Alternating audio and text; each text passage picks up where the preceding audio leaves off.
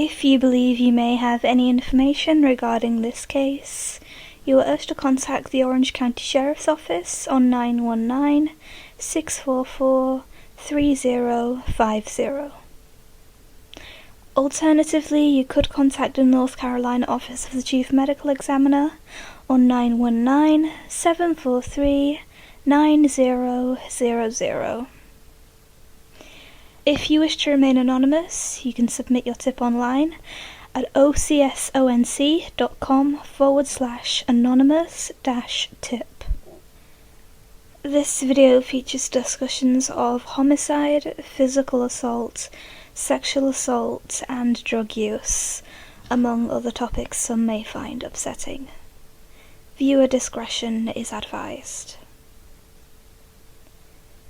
On the 19th of September 1990, a clean-up crew consisting of 3 inmates working for the Department of Transportation came across the decomposed, partially nude body of a young woman in Hillsborough, Orange County, North Carolina.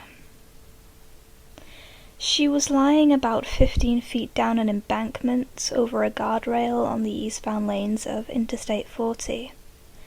When police arrived on the scene, they determined the woman had likely died elsewhere and been dumped.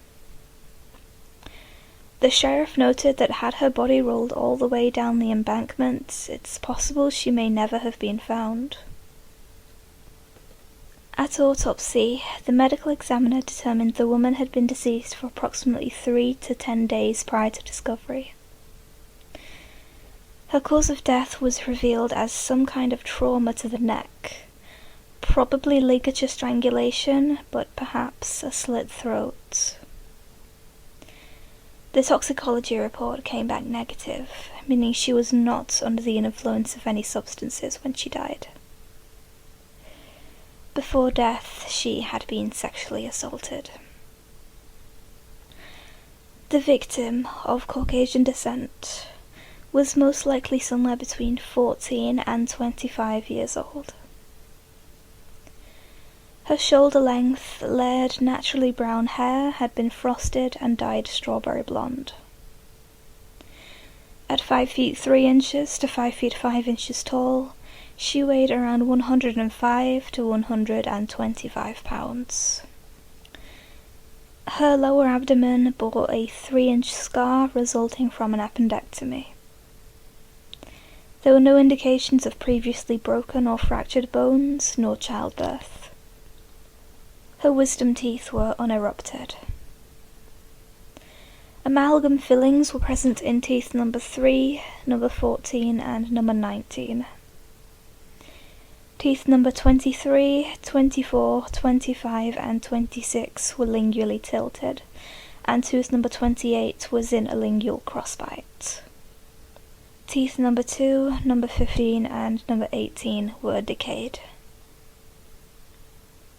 The decedent was found wearing a pink sportswear or sports sweats brand sweatshirt, bearing an emblem of 3 white cartoon rabbits, 2 of them riding bicycles and 1 riding a unicycle, which was wrapped around her neck. A size 34A, B, or C Warner brand bra, a thin yellow copper-like metal ring on her left ring finger, a thin twisted metal bracelet on her left wrist, and a pair of very clean white anklet socks. She wasn't wearing any pants or shoes, with her estimated shoe size being 6 to 6.5, nor did she carry any personal belongings. Despite thorough investigations, several agencies, including the FBI and NCIS, were unable to identify the unique design on her shirt. In 2018, online sleuths began suggesting the design may be the work of a Michigan artist named Jim Benton, who penned similar artwork in the 1980s for a company named Sport Sweats. In December 2020, Benton apparently confirmed in an email to a web sleuth user that the illustration on the victim's shirt is a copy of a print he made in the mid-1980s, from which his signature had been removed. Unfortunately, Benton was unable to say where this shirt may have been sold. Shortly after, appeals seeking the victim's identity were published in the local newspapers. A number of people came forward to claim they'd seen her shortly before her death. 2 witnesses believed they'd seen her getting in and out of tractor trailers at the Archdale truck stop, just off North Carolina Highway 62 in Alamance County.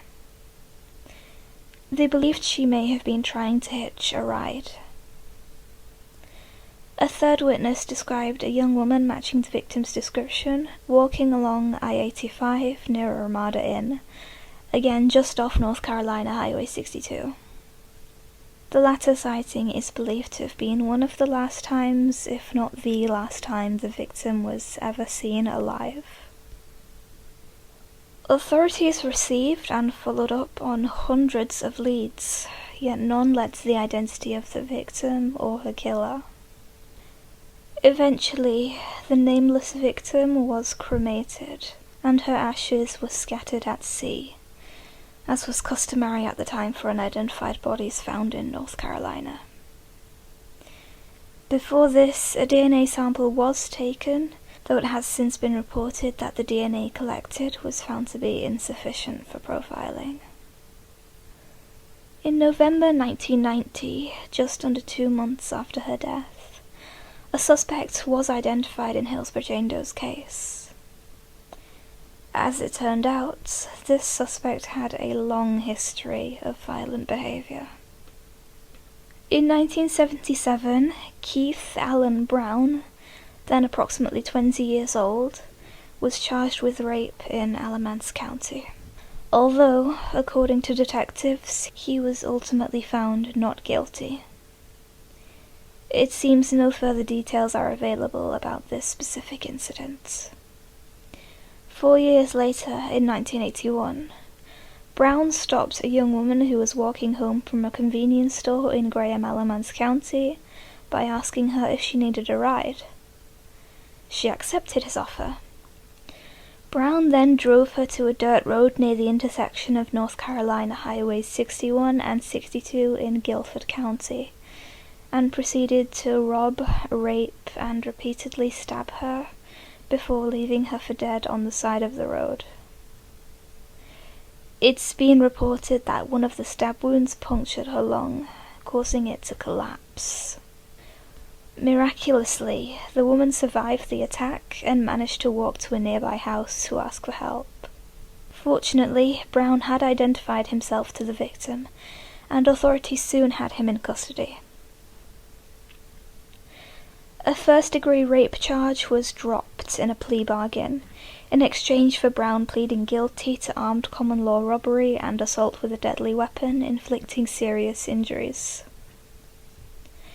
He was sentenced on the 27th of October 1981 to 5 years imprisonment and a 10-year suspended sentence, though he ended up spending just under 2 years in prison before being released on the 11th of September 1983. It's unclear why he was released so early, as records indicate he never served probation. In 1986, Brown was charged with trespassing in Brunswick County and in Graham, Alamance County. It is unknown what resulted from these charges. In August 1990, Brown applied for a permit to operate a taxicab. His request was granted, despite him noting down his previous conviction of assault with a deadly weapon on his application. On the 3rd of November 1990, Brown picked up 28-year-old Kathy Elaine Clark Fogelman in his taxi and drove her to a rural area of Guilford County, where he is said to have assaulted and raped her before running over her chest with the vehicle, resulting in her death. Her nude body was found by a hunter in a wooded field between Alamance Church Road and Mount Hope Church Road, 3 days later on November 6th. Because Fogelman went missing while in his taxi, Brown immediately became a suspect. During a search of the area on November 7th, another body was found just 500 to 700 yards away from Vogelmann's, wrapped in a pink quilt and bound at the wrists and ankles with rope. The fully clothed skeletal remains were soon identified by dentals as belonging to 41-year-old Pamela Hoy, who went missing from a house she shared with her estranged husband in Greensboro less than 4 months earlier on the 25th of July. Her van, which contained many of her belongings, including her wallet, was found 4 days later, abandoned at the Days Inn on Randleman Road in Greensboro. Though an autopsy was unable to determine Hoy's cause of death, her case is being treated as a homicide. Despite the close proximity of the two bodies, authorities were reluctant to reveal whether or not they'd linked Hoy's suspected murder to the murder of Kathy Vogelmann. On November 12th, Brown was arrested at his home in Graham after a lengthy confrontation with the police spanning over 4 hours, which involved him hiding in his ceiling crawl space and threatening to kill himself while begging for his wife's company.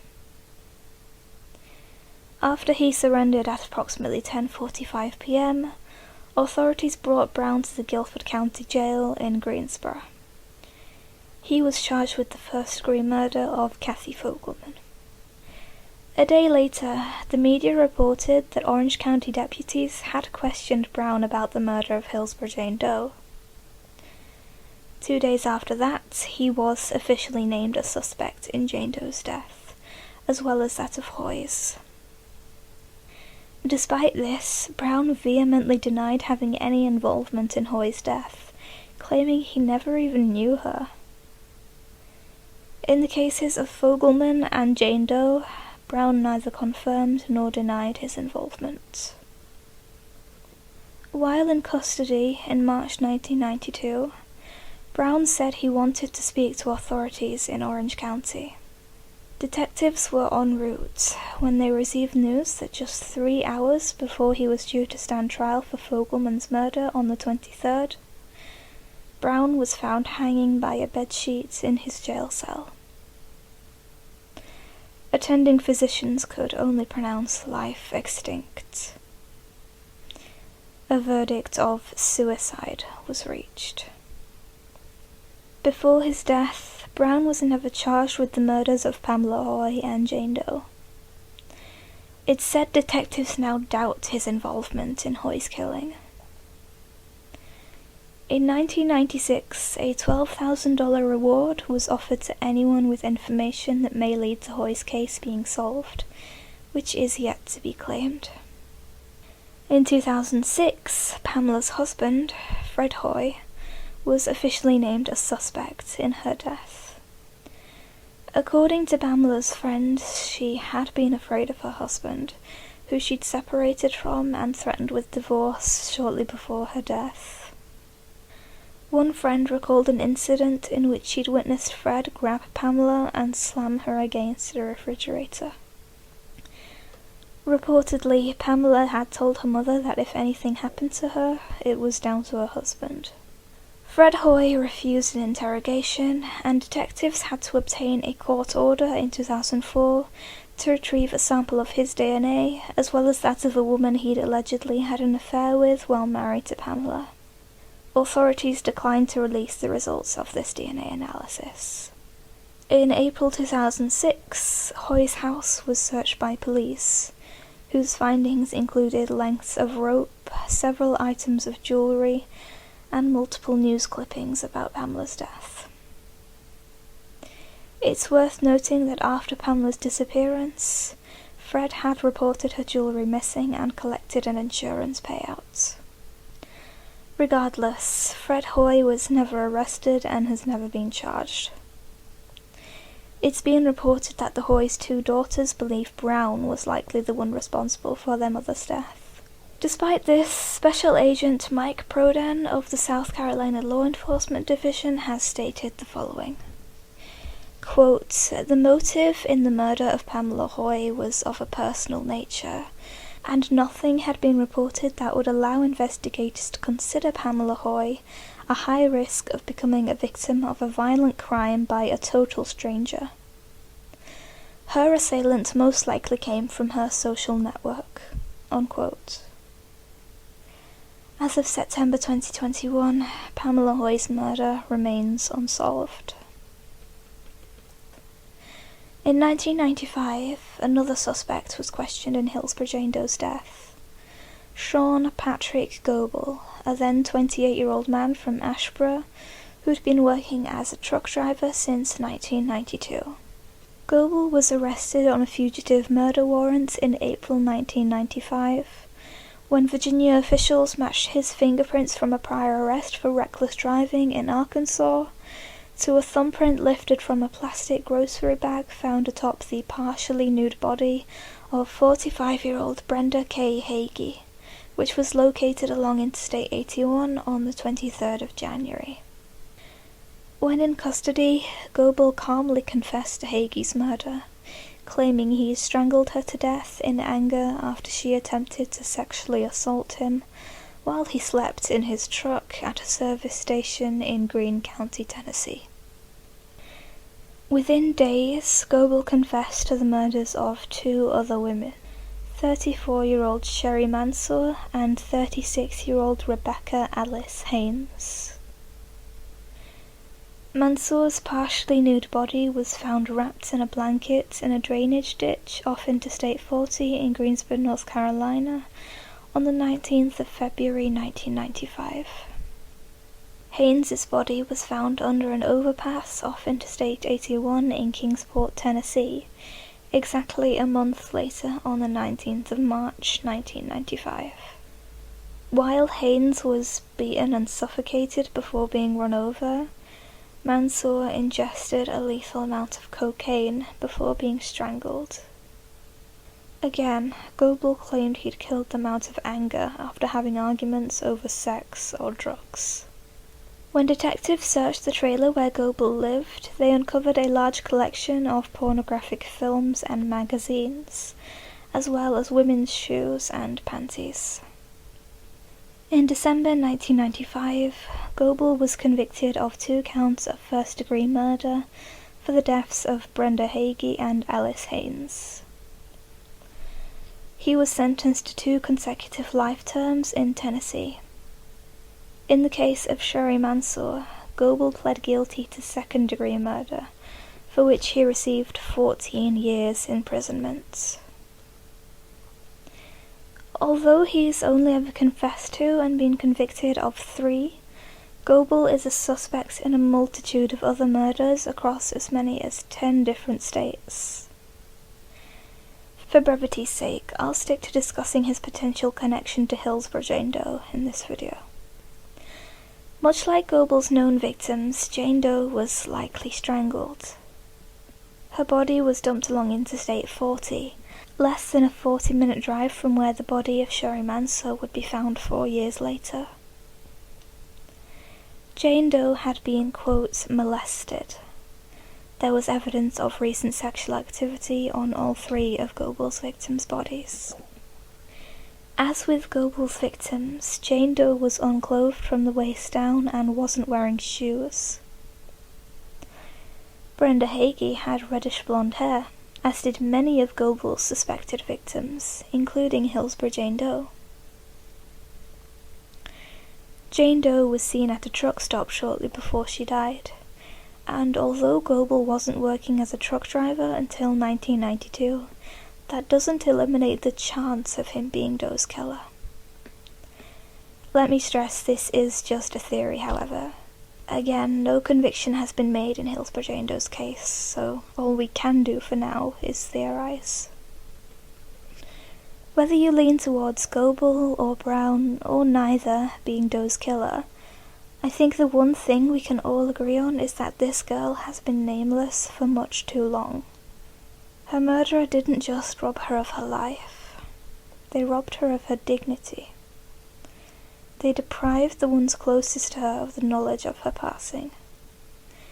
There might still be someone out there, maybe a sibling or a friend or perhaps even a parent, who thinks our Doe has been happily living her life without them, not knowing she's been dead for decades. Investigators believe Hillsborough Jane Doe may have been a runaway and a habitual hitchhiker. Others have speculated she may have been a sex worker, much like Goble's victims, though until an identification is made, none of these theories can be proven. Our Jane Doe has not been forgotten.